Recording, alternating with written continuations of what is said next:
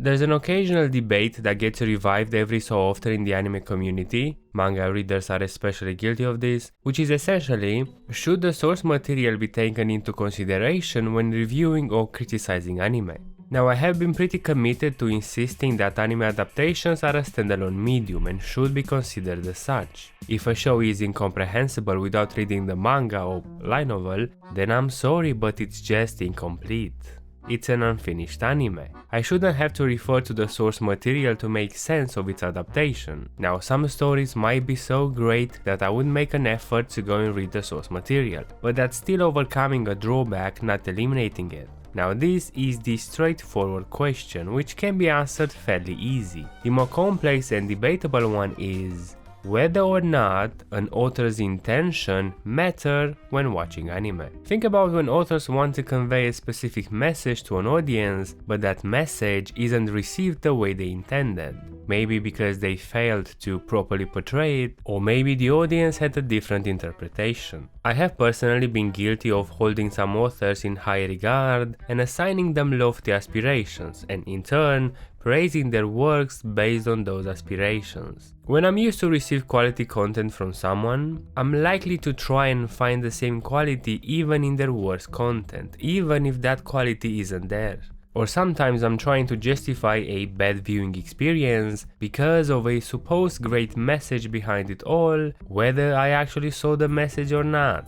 And the really tricky part is that those outside influences are also part of the viewing experience. I'm a huge fan of Nishio Isin, the creator of the Monogatari series. I love everything he writes and also everything that gets an anime adaptation. If you remember the famous, or rather infamous, brushing scene from Nishio Monogatari, well, he's the author of that. And there was a time where I would defend that scene, I would justify it. I even made a video featuring it. But then Nishio Isin himself said that the scene was pure fetish. Nishio Monogatari was not supposed to be released as a novel. He made that book for himself, for his own enjoyment, not for the public. Way to go, Nishio Isin. Or Nishio's other work called Juni Taisen. It's a battle shonen about 12 fighters that are based on the Chinese zodiac. They even look the part as each character represents an animal. Now, the twist of the story, don't worry about getting spoiled, you can literally figure it out by the second episode, is that the characters die in reverse zodiac order. And at the time I thought that Nishio Isin structured it like that on purpose because he wanted to convey a certain message, that he wanted to make the characters' deaths a tragic inevitability. I refused to accept that it was just not a very good story. But let's have a look at a more well-known and debatable example. Madoka Magica.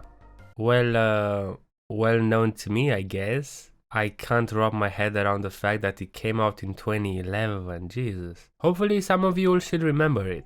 I usually prefer to watch an anime without paying attention to what's happening outside of it, but that's certainly hard to do nowadays if you use social media on a daily basis. However, a few years ago, and by that I mean close to a decade ago, I managed to go blind into Madoka Magica. So I watched it, I liked some things about it, others less, but that's not the point. After watching it, I started paying attention to reviews and discussions on the show, now that I actually knew what they were talking about, and I was genuinely confused at seeing Madoka constantly praised as a Yuri show. The anime I had seen was like an ode to friendship. Homura's devotion to Madoka was the desperation of a lonely girl trying to save the life of one of the very few friends she had, harassed by her sense of guilt at believing herself the cause of her friend's suffering. I naturally saw it as a story about two people who cared enough about each other not to want the other to die with no ulterior motives. Personally, I didn't pick up any lesbian undertones or really any sexual elements at all. But boy, did everyone else. To most people, the sexual undertones seem as obvious as the ones in Revolutionary Girl Utena, a story that explicitly tackles gender norms, identity and sexual orientation. Chances are, if you randomly look up a list of great Yuri romance in anime, you will see Madoka mentioned somewhere. And you see, I think both interpretations are right.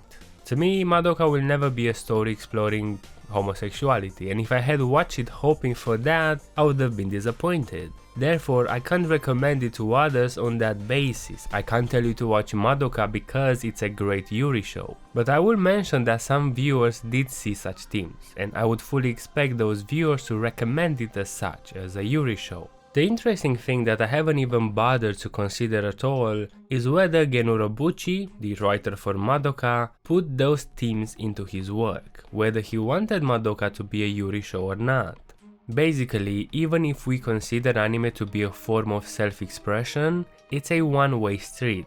Once the story has left the author's hands, the show belongs wholly to the audience. Once you create something and release it to the world, then it's theirs to enjoy or to hate or interpret however they see fit. If an anime studio, I don't know, let's say Trigger, decides to put out a show that's meant to parody fanservice tropes but falls short in terms of humor or execution, that show could still end up being enjoyed only on the basis of the fanservice he was trying to call out. I'm of course referring to Kill la Kill.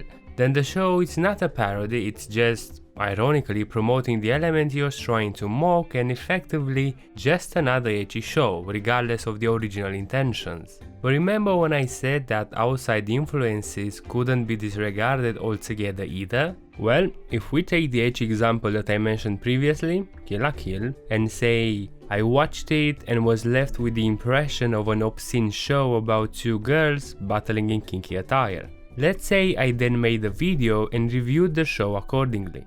It's my honest experience and one that's likely to be shared by anyone that's similar to me, right?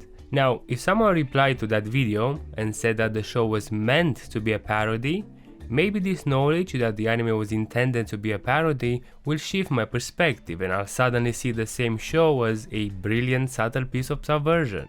The important thing here isn't the original intention of the creator, but how I perceived that intention, and also how my personal view of the work evolves and changes. You see, there is this danger of having a moral tale have a drastically different effect than intended on the audience if it's too subtle, unclear, or too clever. And that in the long run, it doesn't matter what you meant, it matters what the masses understood. And this leaves the question which I cannot answer, but I can ask it to you. Do you think that an author always has authority on his own work, or that authority is in the hands of the audience?